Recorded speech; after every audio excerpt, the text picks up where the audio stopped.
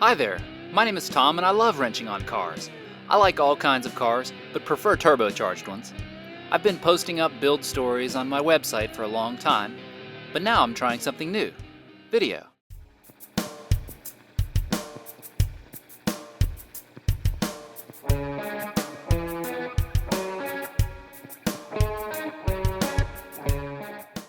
Earlier this year, we tore apart my 1991 Eagle Talon in search of more horsepower.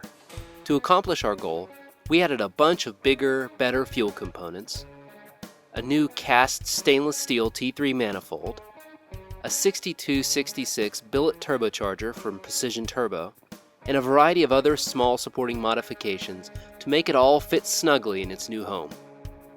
The end result was a nice, clean setup that allowed us to run a bigger turbo without compromising creature comforts like the factory air conditioning and power steering.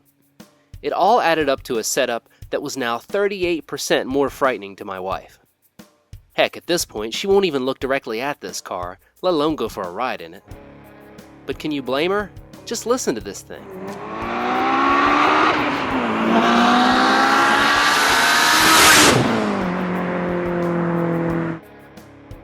So what's been going on the last 5 months since I got the car back together? Well, in between other car projects, I've been driving the Talon any chance I get. Some of those drives involved data logging and fine-tuning, while others were just fun runs through the mountain roads around here. The most common trips lately have been related to hauling things, like loads of junk to the local dump or tires and wheels to and from the tire shop. It's hard to beat a hatchback for jobs like this. Here there are 4 19-inch wheels with tires mounted on them, plus 4 more 19-inch tires in there. Who needs a truck? Other than that, I've been getting the old beast ready to race by fixing a handful of little issues and other things that I found needed upgrading. So let's get to work. Anyone that's fiddled with a turbo car knows how annoying a boost leak can be. They can be difficult to pin down and hurt throttle response and overall performance. In my case, I had a big leak at the throttle body, specifically around the throttle body shaft, which is very common for a car of this age.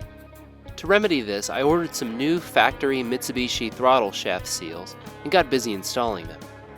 The throttle body must be removed from the engine for this job, so I first removed the inlet pipe and unbolted the throttle body. Replacing these seals isn't a difficult job, but there are multiple steps that must be followed in order.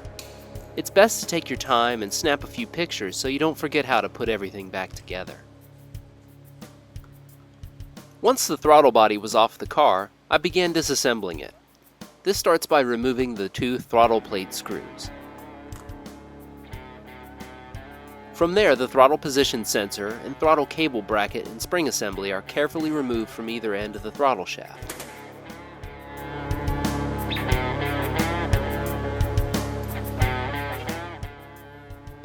Then you can remove the throttle plate and then the throttle shaft out of the throttle body.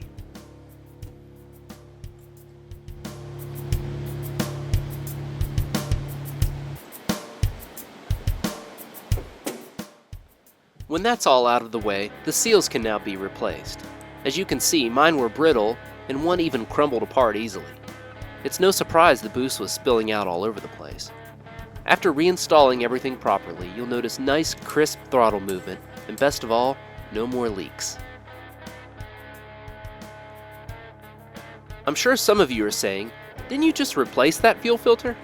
I did, but a few helpful YouTube and forum commenters were kind enough to clue me in on some problems that these filters have with the internal screen collapsing and restricting fuel flow. I didn't want to chance it, so I decided to replace it with this unit from Fuel Lab. As you can see, it's a good deal larger compared to the old one that was in its place. Given that, I needed to make a new mounting bracket for it. I started by drilling a couple holes in some flat stock.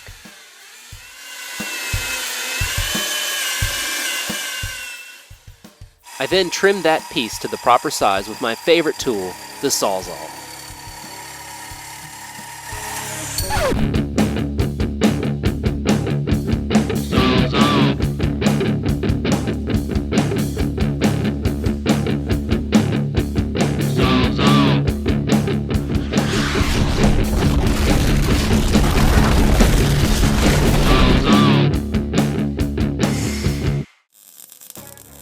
The last step was to weld my newly fabbed bracket to a stock firewall bracket.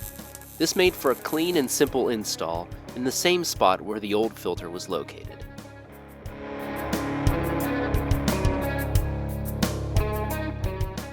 Back in January of 2011, when I upgraded from my terribly outdated HKS VPC setup that you see here to run the simple and powerful ECMLink, I followed the path of many others and chose to run an Evo 8 mass airflow sensor. While that was a great setup for my old smaller turbo, data logs from my new setup were telling me that we were far exceeding the capability of this sensor. Thankfully, ECMLink offers a complete plug-and-play speed density conversion kit, which I picked up from their website. Installation is straightforward, as you're simply adding a map sensor and a temperature sensor in your upper intercooler pipe. An additional benefit is that you now have boost and air temperature data in your ECMLink data logs, which is very valuable.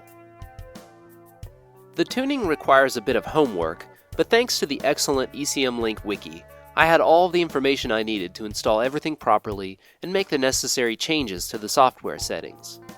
ECMLink even provides a good baseline VE table to start with, which actually worked very well as a starting point, allowing me to drive and record data. After a few rounds of different driving conditions and adjustments, the setup worked flawlessly and overall was far easier than I expected. Just when I thought the car was all done, one of the hottest summers ever took its toll on the old DSM. While my car wasn't overheating, it was simply running hotter than I liked after extended driving with the AC on. I wanted to eliminate this problem completely, so I got a new bolt-in radiator from Mishimoto and a new high-output primary cooler fan from Flexolite. Oh, and I was so happy to have my shiny new radiator. Let's put it in.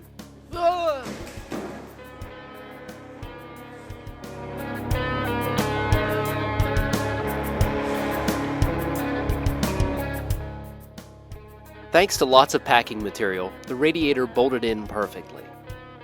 The fan required me to make a couple custom brackets, but this was easily done using the factory fan mounting points on the radiator.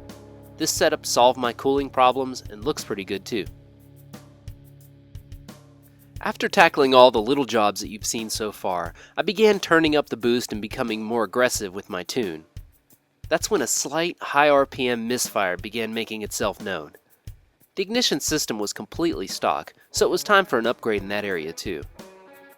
After doing plenty of homework on this subject, I followed the advice of many others and upgraded my ignition with the components that you see here. First are the plugs. I've always ran NGKs, but wanted to try a set of their Iridium versions, which will last longer and work great with that new ignition box. Next, I got a set of fresh NGK plug wires, which I found to work great on many of my turbo cars over the years. Last but not least is the Dynatech ARC2 asynchronous restriking capacitive discharge ignition. Now for those that don't know, I'd like to tell you a little bit about it. Deep breath, here it goes. The asynchronous firing allows you to run the two channels independently. Each channel has its own storage capacitor. This allows the ARC to fire the two channels simultaneously, or nearly simultaneously. This is necessary in applications where there are leading and trailing spark plugs firing close together. The restriking fires off lean mixtures at idle and low RPMs. Restriking will fire the spark plug at multiple times at low RPMs, so that if the mixture did not light the first time, it will be ignited the second time, ensuring that the combustion occurs. The ARC uses ISP, intelligent spark profiling, to speed up the second and later sparks. This ensures that the second spark on the ARC occurs sooner than would otherwise be possible. The capacitive discharge ignition design produces a short-duration, high-intensity spark with a profile designed to ignite under the most severe conditions. This high voltage and intensity makes the spark more likely to ignite on high-power applications like high compression, turbocharged, and/or nitrous-equipped vehicles. It is also ideally suited for high RPM use, where the zero dwell time means it will have full power at a much higher RPM than possible with most coils. So, did you get all that? In other words, hot fire equals big bang. Long story short, it should work pretty good. Installation was simple, requiring just 2 wires to run to the battery and finding a home for it. You 2G guys can use the included mounting bracket. This is where I put mine. Next, it was time to install the new spark plugs. Here you can see the difference between the old NGK BPR7ES plugs that I'd been running for the last 13 years versus the new Iridium ones. Pretty big difference in the tip design.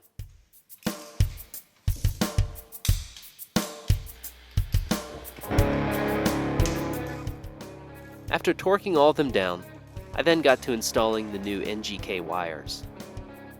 Ignition work is very easy to do on these cars, so this type of job is a relaxing one.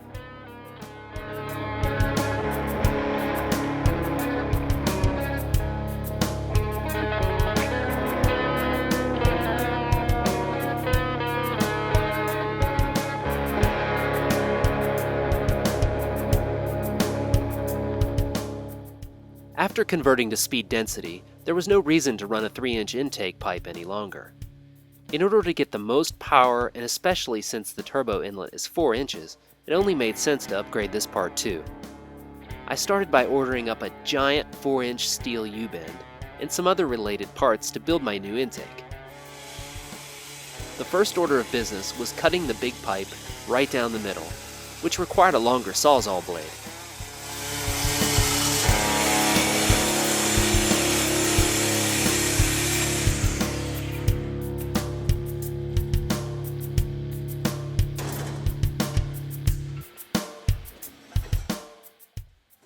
After cleaning up the rough spots on the cuts and a few more rounds of test fitting and trimming, I welded up the 2 chunks of pipe. After a coat of Duplicolor low gloss black, this was our end result. It doesn't really look like much until you lay the old 3-inch intake next to it. Heck, that old pipe fits inside this new one. This thing looks giant in the engine bay and has to float more than that wimpy little bendy straw that was in there before did.